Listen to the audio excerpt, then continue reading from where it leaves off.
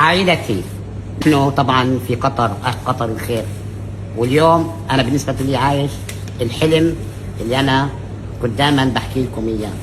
قلت لكم لو خيروني التقي مع ميسي ولا رونالدو، قلت لكم انا ايش جاوبكم بشو؟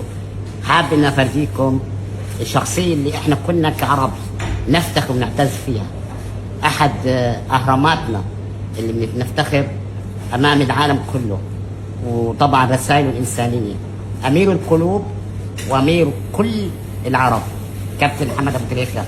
لو انا سعيد جدا بتواجدي معك. انا اسعد يا عم، وشرف لي انك خليتني التقي معك. لا انا ربنا انت طلبتك من اوامر وقتك حبيبنا. لا طلبتك اوامر.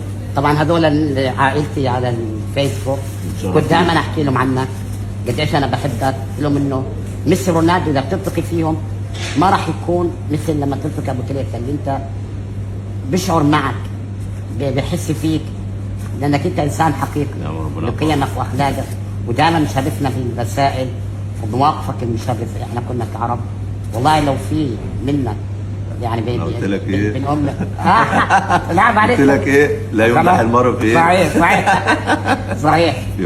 فاحنا بنحبك وانت قدوه الي ولجيل كامل. فنشكرك انك خليتني التقي فيك. لا انا سعيد جدا. وطبعا انت بتحب وجه كلمه انا اسعد.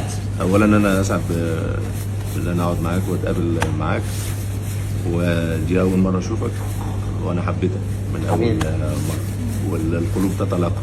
صحيح. فربنا سبحانه وتعالى يديم المحبه ما بيننا، ويرزقك الرضا والقناعه، ويرزقك كل ما تتمنى، واللي بيسمعنا وربنا سبحانه وتعالى يديم عليكم الصحه والرضا والقبول والقناعه، ويبقى عندك رضا.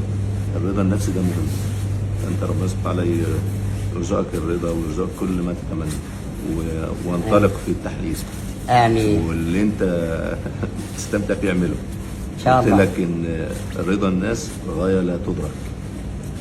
فقول اللي انت مقتنع بيه واللي بتحبه واللي يرضي ضميرك بس. فدي نصيحتي ليك، وانا سعيد بالشويه اللي احنا قعدت معاك بيه، ومبسوط جدا جدا جدا.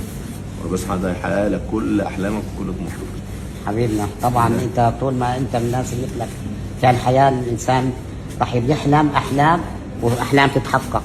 فشكرا لك. لا شكرا. شرف حبيبنا. وتحياتي لكم جميعا. ان شاء الله نكون هاي زياره انا بالنسبه لي هي اسعد لحظات عشتها في حياتي. ان شاء الله يا رب الله يديم المحبه في اهل قطر واهل قطر.